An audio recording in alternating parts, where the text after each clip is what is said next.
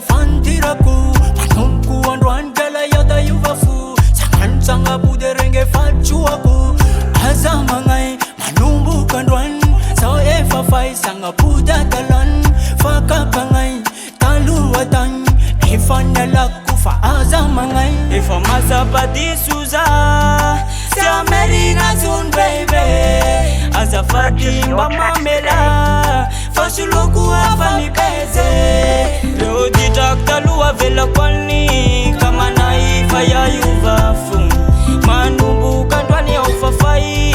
si amerina ro ditaktalua vela kwani kama naifa ya yuvafu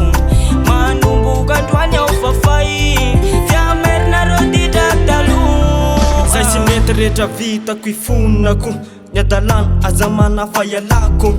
Fantatro fa ny olombelona dia tsisy tonga lafatra Mandeha tany ka tsy maitso lavaka Fandroany jamfona matsapa tena tiso Manomboka treto dia itsinjony apiso Anao zay sy ampisolana Etsaka nomendrika anazany akoonana Rotitra efa faya Fenao azamanaya Tsy averiko itsony reny fa efa ampisaya Karano faniriko dia averiny etondraya Efa tsika roe iarabi mandrakizay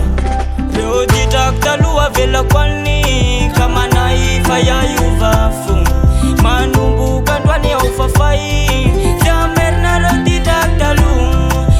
ditaktalua vela kwani kama naifa ya yuvafu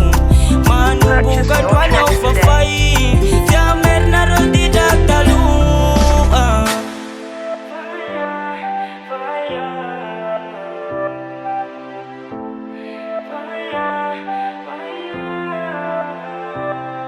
efa masapadisuza